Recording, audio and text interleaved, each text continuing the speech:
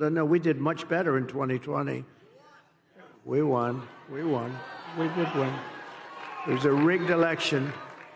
It was a rigged election. We did a phenomenal job with the pandemic. In Springfield, they're eating the dogs, the people that came in. They're eating the cats. They're eating the pets of the people that live there.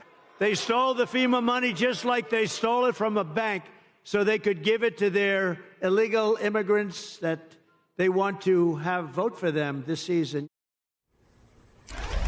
None of those things are true, but you already know that. The reason we showed it to you is because no matter the issue, there's one thing that Donald Trump will always do as part of his wannabe autocrat playbook, and it is rely upon the reactions and emotions that are stirred up by those kinds of lies and disinformation. The ex-president relies on this constant stream of falsehoods to create anxiety and sow chaos and undermine the institutions necessary for a democracy to function, and then to cast himself as somehow above the chaos as the only person who can fix them. It's the kind of leadership that threatens the very office Trump is running to serve in again. And Tom Nichols is out with a stark new warning in the November Atlantic cover story about how a second Trump term could end the American presidency as we know it. Nichols writes this, quote, Donald Trump and his authoritarian political movement represent an existential threat to every ideal that George Washington cherished and encouraged in his new nation. Today, America stands at such a moment. A vengeful and emotionally unstable former president desires to return to office as an autocrat.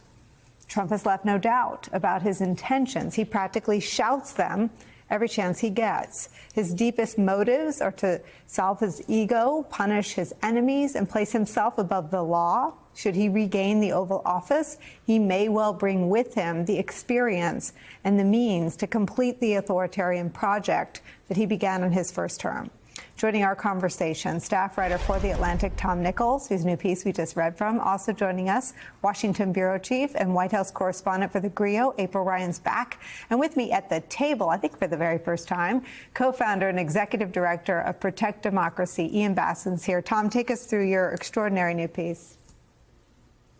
Well, we looked at Washington not simply to measure how far we've come or fallen, because every president comes up short. I mean, that's part of being George Washington, is that every president falls short of the standards that Washington managed to set in those 8 years that he was president. The bigger problem is that Washington created a set of expectations and standards and norms and traditions that really protected this nation, that really protected the institutions of government, gave us the ability to survive as a democracy under terrible conditions.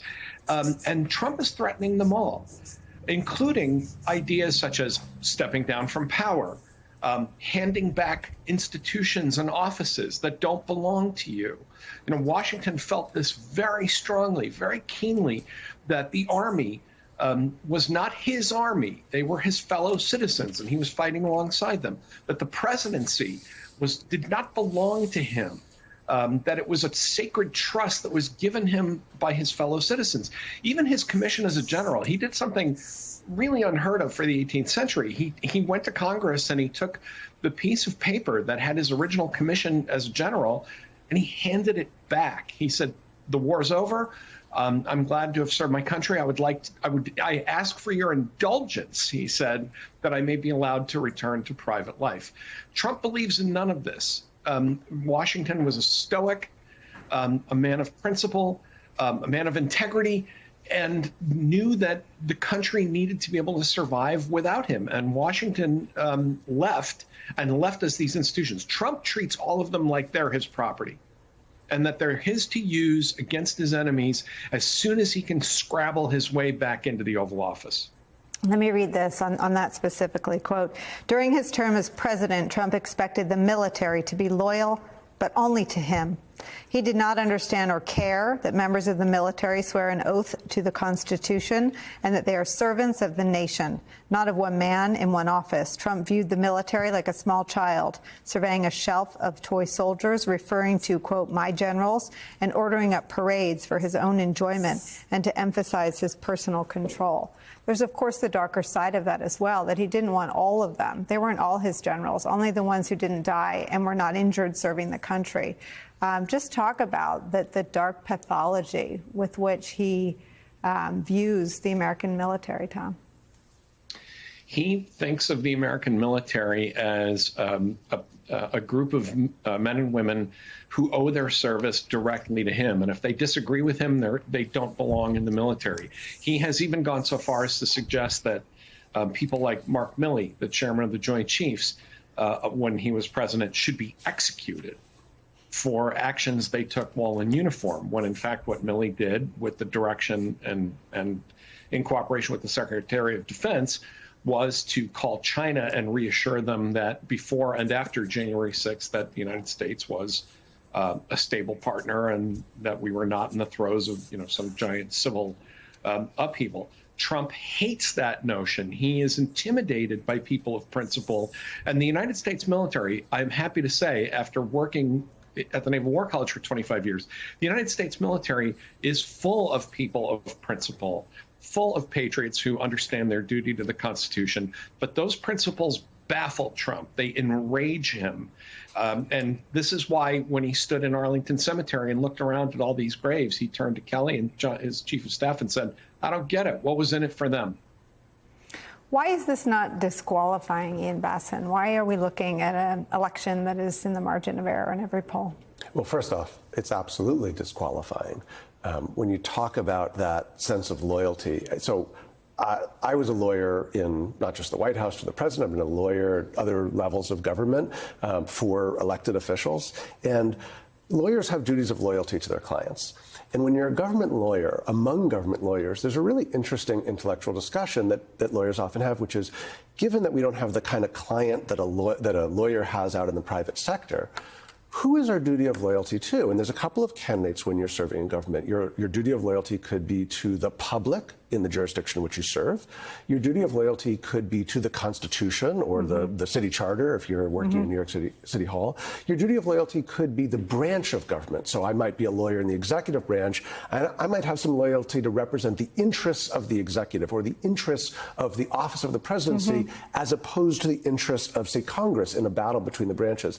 And there's a lot of discussion among government lawyers about how do you order those priorities of your loyalty to the office, your loyalty to the document, your loyalty to the public. But do you know who is not part of that ever in those conversations?